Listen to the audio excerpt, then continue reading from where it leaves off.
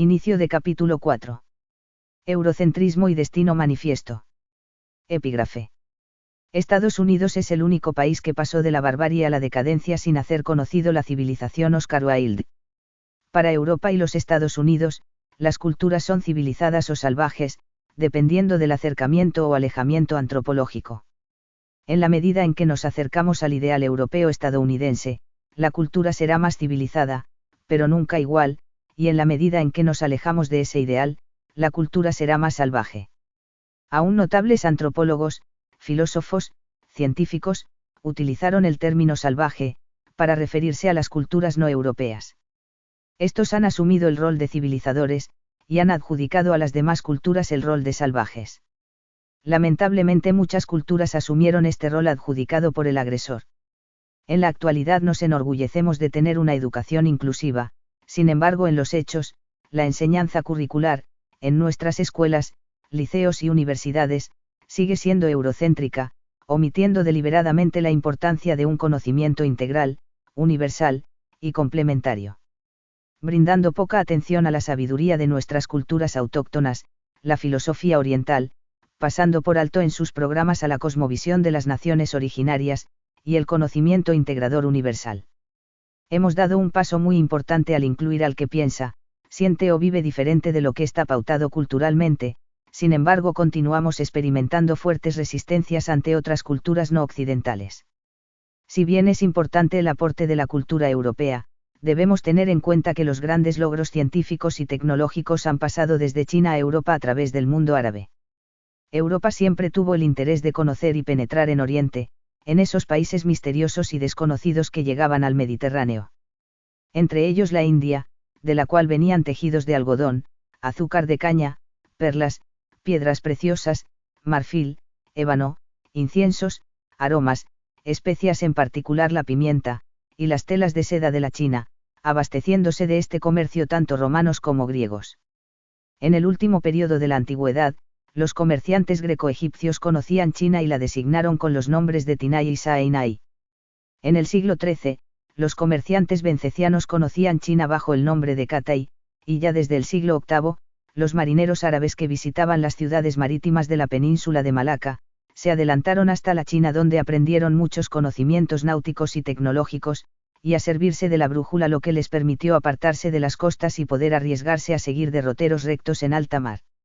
El comerciante maometano Soleiman, que vivió en el siglo IX, nos dejó una relación de la ruta marítima hasta Chanfu, Angchufu, en China, la cual arrancaba del puerto de Chiraz.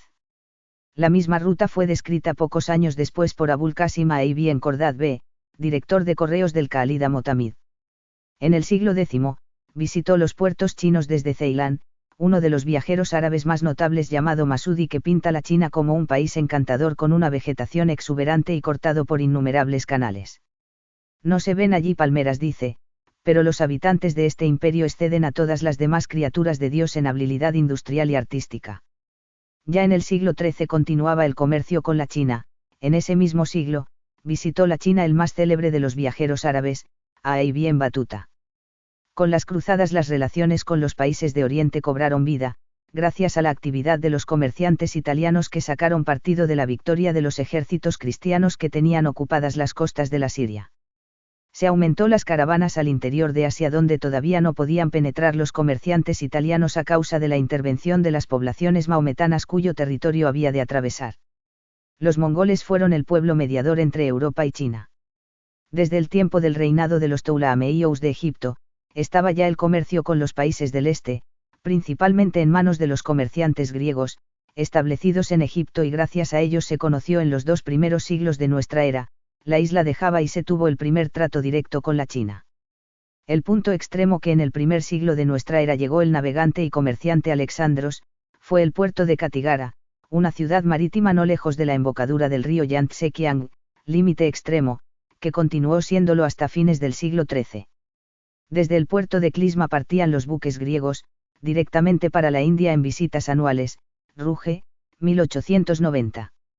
Estas fuerzas míticas que construyeron la idea de una Europa como el ombligo de la humanidad, borrando toda influencia histórica, son las mismas fuerzas míticas que modelaron a la joven nación estadounidense, bajo la ficción doctrinal del destino manifiesto, por el cual el imperio, se engrandecerá a sí mismo, erigido por fuerzas divinas para guiar a las naciones que no pueden gobernarse por sí mismas. Mediante el mecanismo de racionalización de una profunda ambición y odio nacional hacia los pueblos que desea subyugar. El destino manifiesto contiene elementos religiosos transmutados en forma de filosofía política, conceptos de superioridad racial, como en fuerzas marcadas por el expansionismo calvinista y su predestinación. Mencionaré las célebres expresiones del senador Beveridge, EU. Discutiendo el destino de las Filipinas luego de la anexión, como consecuencia de la guerra con España. No son capaces de ejercer el gobierno propio. ¿Cómo podrían serlo? No forman una raza capaz de gobernarse a sí misma. Son orientales, malayos, educados por los españoles durante la peor etapa de estos últimos. Señor presidente, este problema cala más hondo que una cuestión cualquiera de política partidaria, aún más hondo que una cuestión cualquiera de la política aislada de nuestro país, más hondo todavía que un problema de poder constitucional. Es elemental. Es racial. Dios no ha venido preparando durante 1000 años a los pueblos teutones y de habla inglesa para una vana actitud de autocontemplación y autoadmiración. No. Nos ha convertido en organizadores magistrales del mundo para imponer el sistema allí donde reina el caos. Nos infundió el espíritu de progreso para abrumar a las fuerzas de la reacción en todos los rincones de la tierra. Nos inclinó al gobierno para que podamos gobernar a los pueblos salvajes y seniles. Si no fuera por esta fuerza el mundo recaería en la barbarie y la oscuridad. Y en toda nuestra raza, él señaló al pueblo norteamericano como a la nación elegida para que dirija la regeneración del mundo. Weinberg, 1968, página 95. En el contexto de la Guerra Fría, el protestante francés Federico Joffet, llegó a la conclusión que los países protestantes, teutones y de habla inglesa, siendo Estados Unidos el más importante, son países superiores culturalmente a los países católicos, y por lo tanto aquellos deberán intervenir en la política de estos últimos con la finalidad de guiarlos hacia la libertad, la prosperidad, la democracia, la rectitud moral, el respeto por la ley, y el espíritu cívico. Estas ideas dejan a la humanidad dividida en dos tipos de estructuras psicológicas determinada por la religión, el sujeto protestante y el católico, el primero superior y el segundo inferior, excluyendo asimismo a todas las demás religiones como paganas. Por lo tanto, esta idea habilita automáticamente la intervención militar de las naciones modeladas por el protestantismo, sobre las naciones modeladas por el catolicismo. Ahora bien, si es cierto como creemos haberlo demostrado, las cualidades que han formado el alma de la nación norteamericana son cualidades protestantes, si el secreto del éxito norteamericano es el mismo del hombre protestante, uno no puede dejar de preguntarse si el imperialismo norteamericano no es, en último análisis, un imperialismo protestante. Pues como lo hemos visto, el calvinismo encierra fermentos capaces de empujar a los pueblos hacia una política imperialista. La teocracia calvinista contiene una potencia expansiva que se ha revelado singularmente eficaz, y que no es detenida ni por las fronteras de los continentes ni por los mares. El hombre calvinista, ascético y duro, no es el tipo de conquistador, al estilo norteamericano, sobrio y sin Fausto, comerciante más que militar, pero militar cuando es necesario, y entonces tanto más eficaz cuanto que su potencia es más incógnita. Se puede pues imaginar un imperialismo protestante, o más exactamente un imperialismo calvinista, para emplear un término que tal vez se juzgue atrevido y que, en la medida en que se tradujera en práctica política, sería un imperialismo de la democracia, una sociedad de naciones bajo la égida de una América que fuera fiel al espíritu de los padres peregrinos, aseguraría la felicidad del mundo. Joffet, 1951, página 114. Desde el comienzo de la vida humana, la religión ha jugado un papel importante en la vida social a través del espacio y del tiempo.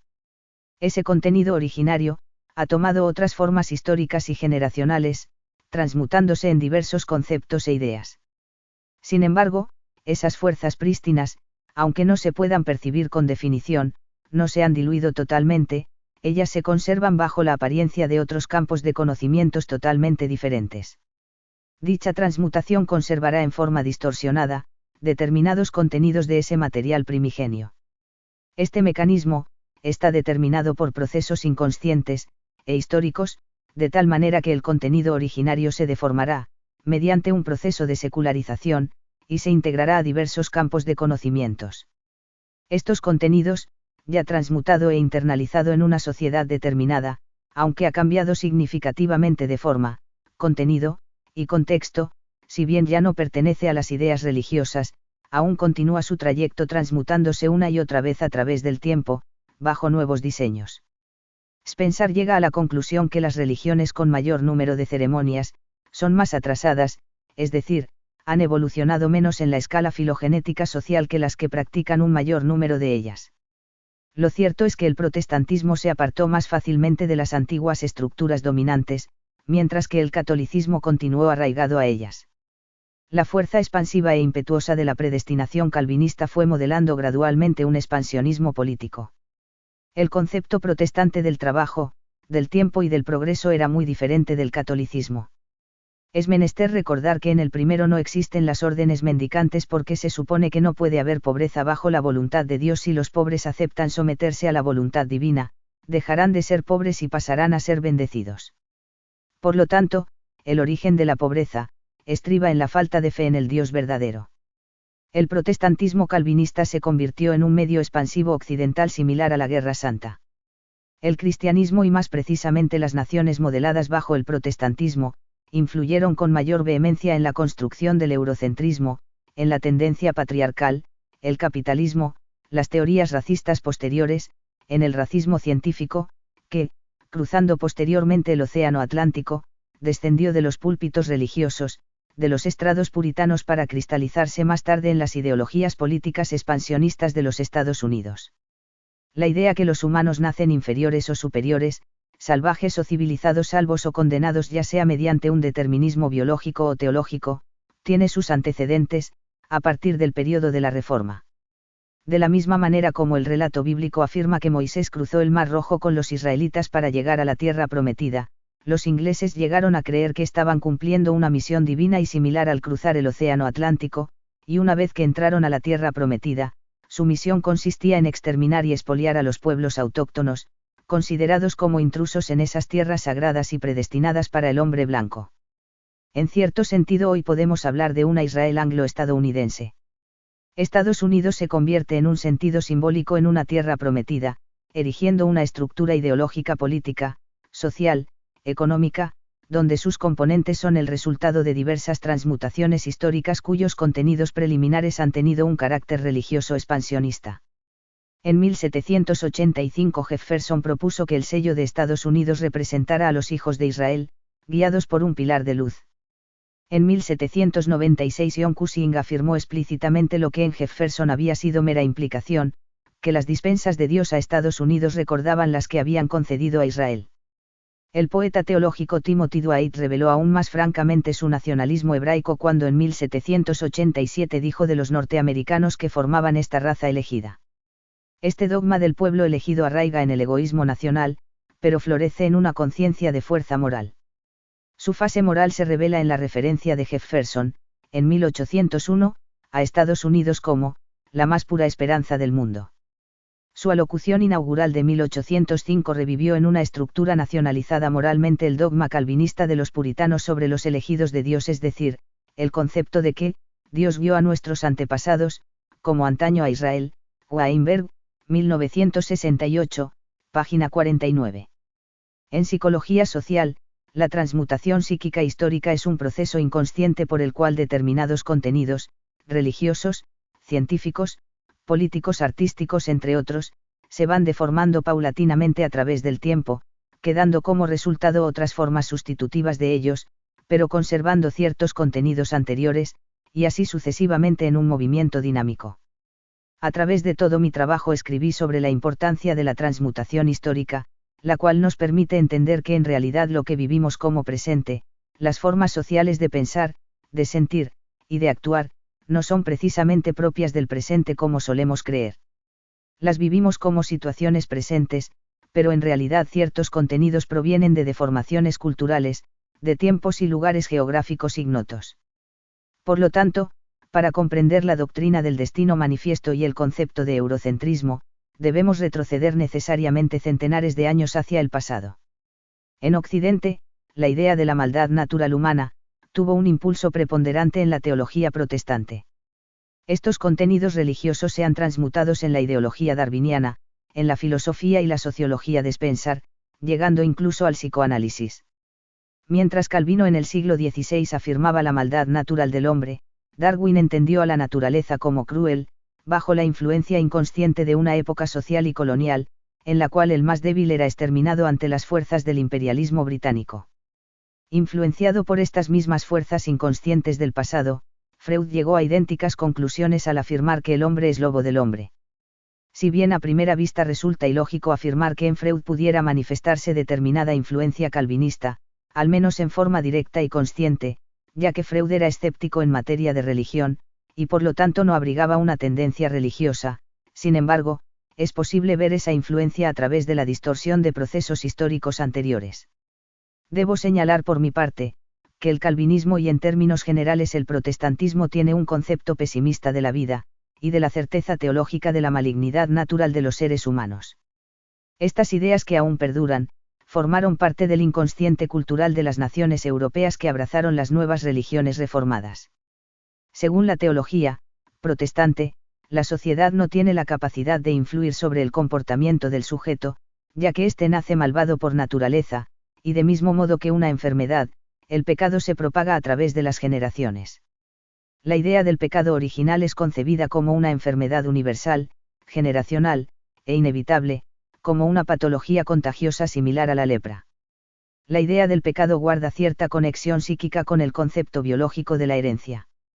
Si se llegara a aceptar teológicamente que las causas del comportamiento humano proceden en gran medida del contexto social, en que éste vive, entonces, la idea del pecado original como enfermedad y como herencia, perdería su significado y asimismo, el concepto de la maldad natural humana y universal. Por consiguiente, la respuesta del comportamiento, estaría motivada por causas sociales, culturales, psicológicas, económicas, industriales, y no sería causada por la maldición del pecado. Nota al pie, citando a San Agustín, Calvino afirma que, nuestra corrupción no proviene de los malos ejemplos que en los demás hayamos podido ver, sino que salimos del mismo seno materno con la perversidad que tenemos, lo cual no se puede negar sin gran descaro. Instituciones cristianas. Libro 2, capítulo 1, 5. Cierre de nota al pie. Capra señala que investigaciones más recientes, demostraron que cuando más se estudia el mundo biológico más se da uno cuenta que la tendencia a asociarse a entablar vínculos, a vivir uno dentro del otro, y a cooperar, es una característica esencial de los organismos vivientes. En palabras de Louis Thomas, no hay seres solitarios, cada criatura está, de alguna manera relacionada y es dependiente de las demás. En las últimas décadas, los estudios detallados realizados sobre los ecosistemas han demostrado claramente que la mayoría de las relaciones que existen entre los organismos vivientes son, en esencia, relaciones de cooperación caracterizadas por la coexistencia y la interdependencia, y por varios niveles de simbiosis. Si bien existe una competencia, esta suele darse dentro de un contexto de cooperación más amplio, de suerte que el sistema más general se mantiene en equilibrio. Incluso las relaciones entre los animales de rapiña y sus presas, que son destructivas para la presa inmediata, suelen ser ventajosas para ambas especies. Esta visión contrasta fuertemente con las ideas de los darwinistas sociales, que concebían la vida únicamente en términos de competencia, de lucha y de destrucción. Su concepción de la naturaleza ha contribuido a crear una filosofía que legitima la explotación y el impacto desastroso de nuestra tecnología en el ambiente natural. No obstante, esta concepción no tiene ninguna justificación científica, pues no logra percibir los principios de cooperación e integración que son un aspecto esencial de las diferentes maneras que los organismos vivientes tienen para organizarse a cualquier nivel. Frithjof, 1998, página 324 a 325, como ha señalado Thomas, incluso en los casos en que tiene que haber vencedores y vencidos, la transferencia no tiene que ser una lucha. Por ejemplo, cuando dos miembros de la especie de los corales se encuentran en un sitio donde solo hay lugar para uno, el más pequeño de los dos se desintegra y lo hace a través de sus propios mecanismos autónomos. No se lo expulsa, no se lo vence, no se lo mata, simplemente opta por retirarse. El exceso de competitividad, de agresividad y de comportamiento destructivo predomina únicamente en la especie humana y ha de considerarse desde el punto de vista de los valores culturales y no explicarse pseudocientíficamente como fenómeno intrínsecamente natural. Frithjof, 1985. El concepto de la predestinación, la impotencia humana, y el desprecio a la vida presente, son el leitmotiv de las ideas calvinistas. El ser humano es insignificante e impotente, se encuentra atrapado en las manos de un Dios tirano, cruel, sin poder decidir su destino. Es miserable desde sus comienzos, y por lo tanto debe desconfiar de sí mismo, e incluso odiarse a sí mismo. ¿Por qué no es maravilla que seamos tan ciegos por lo que a esto respecta, ya que nadie se ve libre de esa peste del amor de sí mismo, que, según lo atestigua la Escritura, está naturalmente arraigado en todos nosotros? Institución cristiana. Libro 3. Capítulo 12.5. La seguridad del hombre pasa por la autohumillación, la cual representa el odio de Calvino hacia el mundo, odio reprimido, proyectado, y racionalizado por medio del ascetismo, en nombre de Dios, odiando justificadamente a los que se oponen a sus ideas, o dirigiendo la hostilidad hacia uno mismo, al considerarse no nada, o un insignificante gusano. Por un mero capricho de la divinidad, los hombres nacen condenados o salvados desde antes del nacimiento, y sin poder hacer nada para evitarlo. Porque condenar y destruir a quien bien le pareciere, es más propio de la crueldad de un verdugo, que de la sentencia legítima de un juez.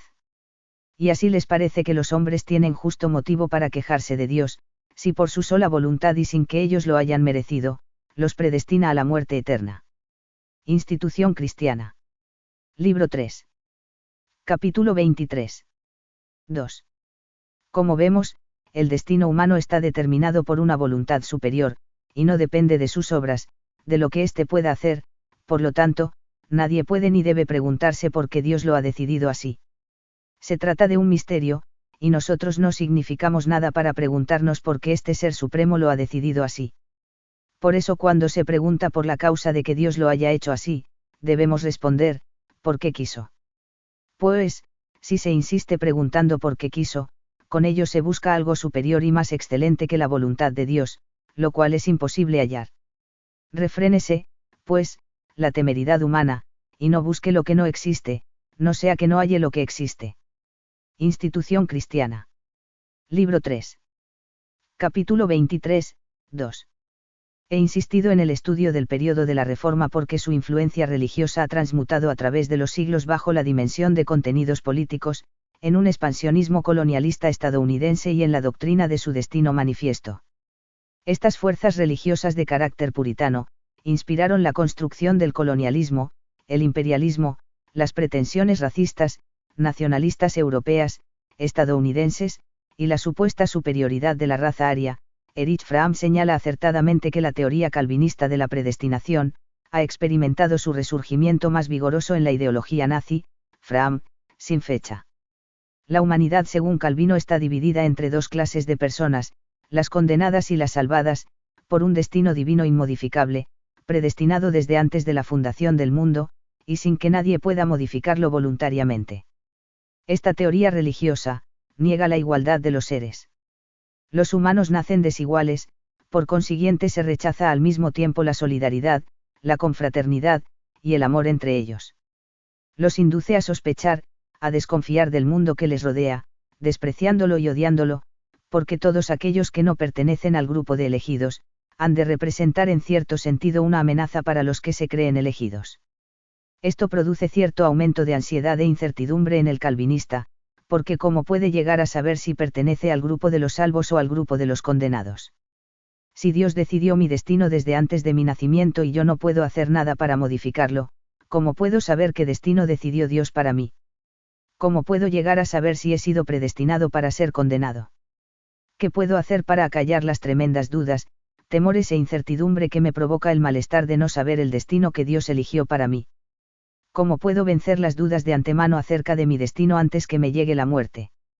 Sobresaltado por las dudas, la impotencia, la insignificancia, la incertidumbre, la nonada, y el miedo, el calvinista se esfuerza en sofocar sus insoportables sentimientos, entregándose incesantemente al trabajo compulsivo, de tal manera que el éxito económico, la prosperidad, era el signo que le revelaba y lo tranquilizaba superficialmente al convencerse que había sido predestinado para la salvación eterna.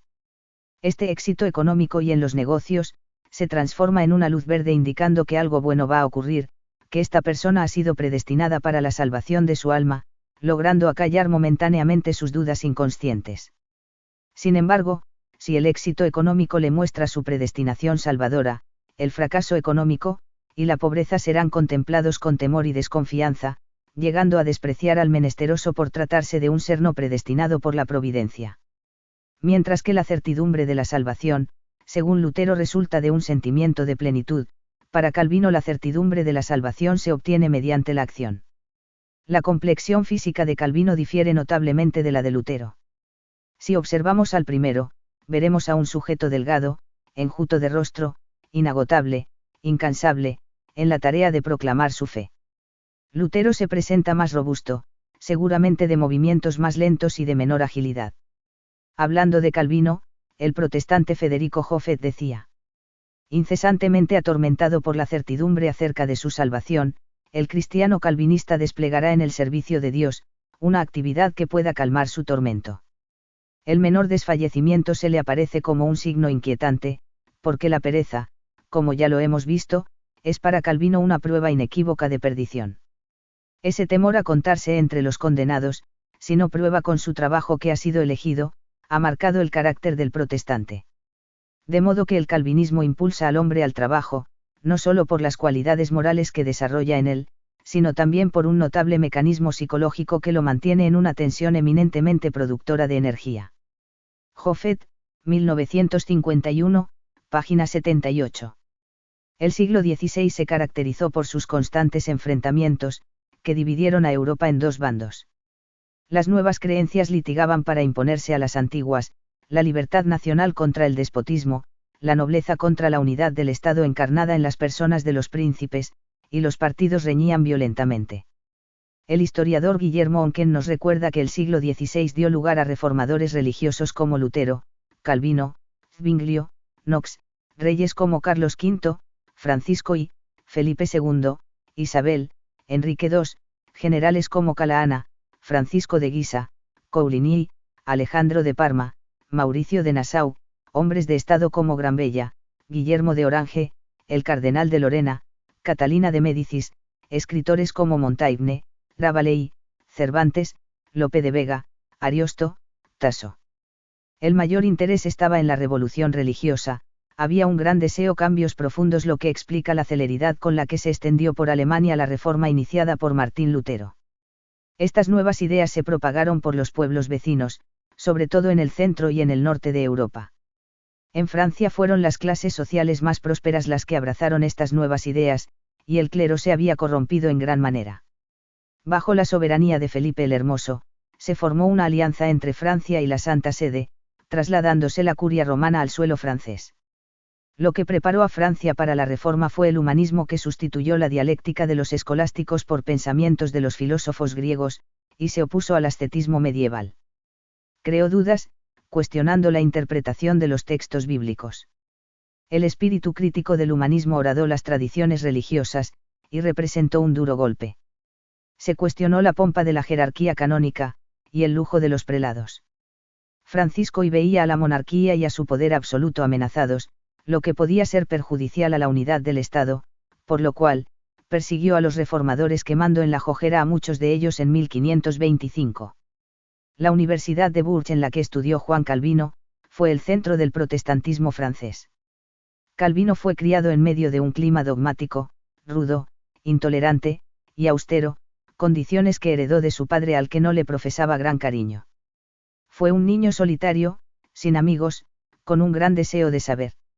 Influenciado por el carácter anticatólico de un profesor alemán llamado Melchor Bolmar, Calvino se abismó en el humanismo.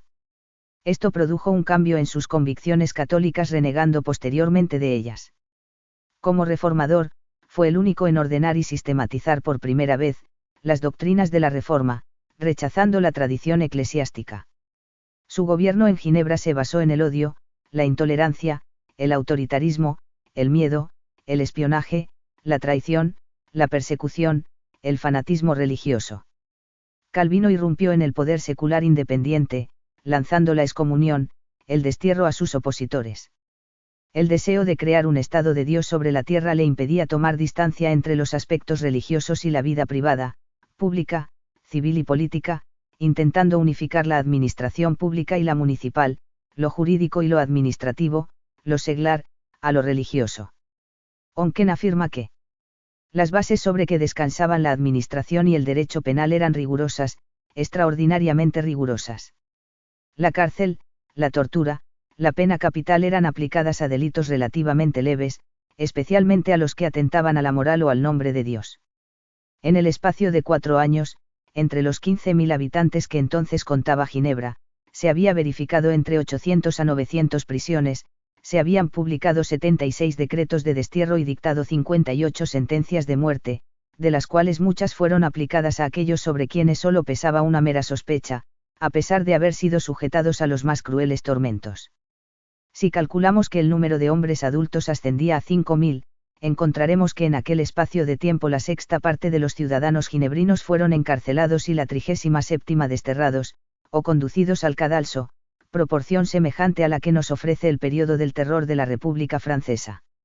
Los delitos más perseguidos fueron la brujería y la fabricación de la peste, se refiere a la peste de 1542 a 1543. En 3 meses fueron ejecutados durante el año 1545, 34 personas acusadas de estos delitos, sin contar los infelices que murieron en la cárcel o en el tormento o que voluntariamente se dieron la muerte. A esto mismo, debemos mencionar la decapitación de Jacobo Gruet en 1547, por suponérsele autor de un folleto contra un predicador francés y por ciertas manifestaciones contra las doctrinas reformadoras.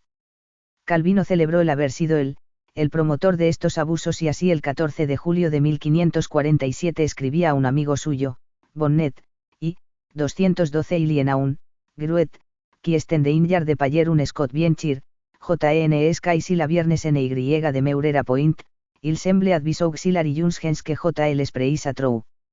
Meis il abride NL estait tenueroide, CS Heroid Pitié.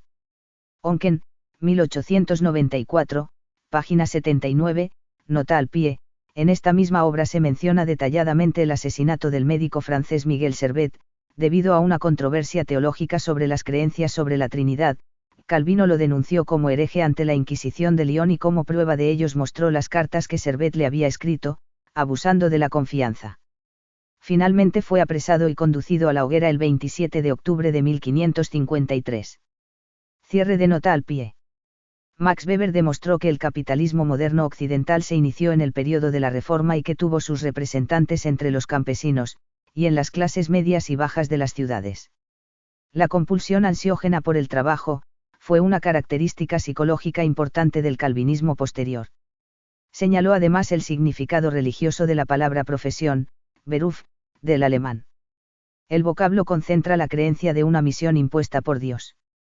Esta realidad solo se produce dentro del pensamiento protestante, los pueblos católicos carecen de ese contenido religioso. En los pueblos donde predomina el catolicismo no se relaciona la profesión con conceptos divinos. Es precisamente en la tradición luterana, donde por primera vez se vincula el trabajo con una misión divina. El concepto del deber, es para el protestante una profesión. Parece ser que en la traducción luterana de la Biblia es donde figura por vez primera usado en nuestro actual sentido. Este concepto ético-religioso de la profesión, se extendió a todos los credos protestantes. Weber, sin fecha, página 49, volviendo al siglo XVI, al período de la Reforma, para entender cómo surgieron dos pensamientos totalmente diferentes a raíz de las interpretaciones que se hicieron de un mismo texto religioso, los cuales han tenido grandes consecuencias en la vida futura hasta nuestros días, tanto en las naciones modeladas por la ética católica, como en las naciones modeladas por la ética protestante. Hemos transmutado históricamente el concepto del tiempo religioso protestante en un tiempo capitalista que se ha ido estructurando desde el siglo XVI, despojándose paulatinamente de un contenido religioso pero manteniendo a la vez los mismos impulsos ansiógenos ya deformados, secularizados, y creando un nuevo sujeto, compulsivo. Del mismo modo, la biología decimonónica transmutó psíquicamente contenidos de naturaleza religiosa calvinista, construyendo con ellos la teoría de la supervivencia del más apto, fundamentándose en contenidos anteriores de una supervivencia religiosa de la predestinación. Esta teoría biológica no solo modeló el comportamiento de las sociedades posteriores, sino que fue modelada al mismo tiempo por fuerzas religiosas inconscientes. La gran importancia histórica que tuvo el período de la Reforma provocó profundas transmutaciones históricas en el transcurso de los siglos posteriores hasta nuestros días. Al aplicar el conocimiento psicológico con la finalidad de analizar la teología cristiana, nos sorprende la fuerza expansiva que produjo el calvinismo y que transmutó en diferentes discursos políticos ya irreconocibles por haber perdido la apariencia religiosa, bajo racionalizaciones y manifestaciones históricas posteriores de carácter imperialista, colonialista y racista. En la medida en que una religión entiende que la humanidad ha sido divinamente condenada, y que se trata además de la única religión verdadera, como se manifiesta en la estructura psicológica del monoteísmo occidental, que tiene el único antídoto para curar la enfermedad del mal, y el único liderazgo para emprender la misión redentora, y de no hacerlo, esa maldición caerá sobre sus mismos acólitos religiosos por negligencia, acudirá entonces, con notable celeridad, para impartir e imponer sí.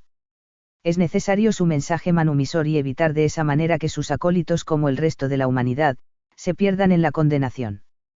Tenderá a expandirse notablemente, porque necesita urgentemente advertirle a la humanidad que está bajo un peligro ignorado y que solo ellos lo conocen.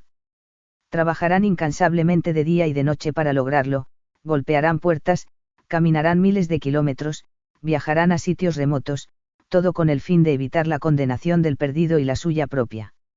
Si por el contrario, otra religión asume una interpretación diferente, no teniendo urgencia en expandirse, porque ha creído que la humanidad no está sumida en un peligro inminente, o si lo está, existen otras formas sustitutivas para evitarlo, no considerará esta situación como urgente. El ideal calvinista era el de resucitar el antiguo Estado judaico. En la medida en que se formaron los estados modernos, este ideal fue perdiendo conscientemente su contenido religioso, manifestándose bajo formas secularizadas, mediante un expansionismo político, deformando pero conservando ciertos contenidos anteriores. La representación del antiguo Estado judaico sustituyó a los nuevos estados, imaginados por sus conquistadores como nuevas tierras prometidas. Esto es imprescindible entenderlo, porque esas mismas fuerzas religiosas han transmutado posteriormente produciendo un expansionismo político posterior, en las naciones que la adoptaron. Por lo tanto hemos de analizar las estructuras psicológicas religiosas, en el protestantismo, el catolicismo, y en las diferentes tipologías monoteístas, para comprender las fuerzas imperialistas posteriores. El colonialismo no solo se relaciona con la posesión de tierras, el racismo y la esclavitud, sino también con la posesión de humanos, de sus sentimientos, de sus cuerpos, de su libertad, oprimiendo a las naciones más débiles, imponiendo disposiciones morales, educativas, sexuales y religiosas, expoliando los anhelos de los más débiles. Los diferentes enfoques teológicos son vitales para entender la estructura psicológica y el alcance expansionista de las religiones monoteístas, y su relación con el imperialismo. De la misma manera, el catolicismo y el protestantismo, le dan importancia a la fe para alcanzar la justificación, sin embargo, el protestantismo le brinda un valor fundamental a la justificación por la fe, y no por medio de las obras. Por otro lado, para el catolicismo las obras tienen un valor diferente, en algunas situaciones, pueden tener por sí mismas una cualidad redentora, de tal manera que la humanidad puede hacer algo por sí misma para salvarse. En tal caso muchas personas en todo el mundo podrán salvaguardarse del infierno, aunque nadie les haya advertido jamás acerca de la condenación, y de la salvación mesiánica. Si esto es así, si es posible salvarse a través de las obras sin recurrir a la fe, entonces no será tan urgente la acción de ir y anunciar la redención cristiana, y por lo tanto el expansionismo religioso será menor, tendrá menos fuerza, perderá cierta importancia ya que la humanidad podrá salvarse mediante sus propias acciones, obrando bien. En el protestantismo no es así. El sujeto no puede escapar de su condenación por las buenas obras, sino únicamente por la fe, la cual, pasa a ser el vehículo de las obras. Estas diferencias, aunque parezcan simples, cambian toda una estructura psicológica. Esta nueva interpretación religiosa, le dio un tremendo impulso expansivo al protestantismo, y posteriormente al sistema político de las naciones que fueron modeladas por él. Para la religión protestante todos los seres humanos sin excepción, nacen condenados, aun los que no han tenido la posibilidad de escuchar el mensaje redentor. Por lo tanto es urgente la necesidad de ir y avisarles que deben aceptar la fe cristiana protestante para escapar de los tormentos eternos, ya que no existe otra verdad, y otra posibilidad de salvación más allá de esta vida. ¿Para qué gastar tiempo y energía en viajar y predicar la fe protestante, si una persona en medio de la nada, sin haber visto jamás al hombre y a la mujer blancos, y sin saber qué es el cristianismo, tiene la capacidad de hallar por sí mismo la redención. Más allá de las discusiones teológicas, lo que interesa aquí es la importancia psicológica que estas ideas han tenido en los siglos posteriores a la Reforma, e incluso en la actualidad, llegando históricamente hasta nosotros. Esta obligación teológica, la urgencia de ir para advertirle al perdido, al ignorante, fueron ideas que han sido transmutadas en política colonialista, llevando la civilización superior europea al contacto con los pueblos inferiores universales con el fin de salvarlos de su barbarie. Visto de ese modo, el colonialismo político se transforma en una religión misionera secularizada. Por otra parte, al condenar teológicamente a las naciones que jamás oyeron hablar del cristianismo y del europeo, tampoco se tendrá en cuenta algunas características importantes en ellos, es decir, determinados conocimientos que Europa pudo haber aprendido de estas naciones.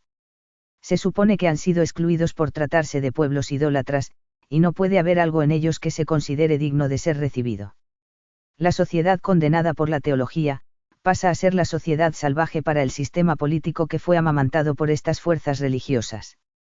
Dion Burgess, que fuera profesor de Derecho de Theodore Roosevelt, desarrolla el concepto de la misión civilizadora.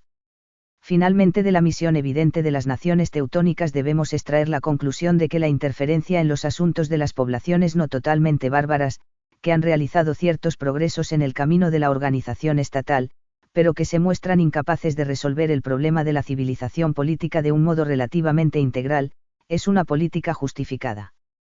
Nadie puede dudar de que el interés de la civilización mundial, la ley y el orden y la auténtica libertad que es el fruto de estos últimos deben reinar por doquier en el globo. La influencia del citado profesor se manifiesta en las siguientes manifestaciones de Roosevelt poco antes de ascender a la presidencia. El barbarismo no tiene ni puede tener un lugar en un mundo civilizado. Nuestro deber hacia el pueblo que vive en la barbarie impone que lo liberemos de sus cadenas, y podemos alcanzar ese objetivo solo si destruimos la propia barbarie.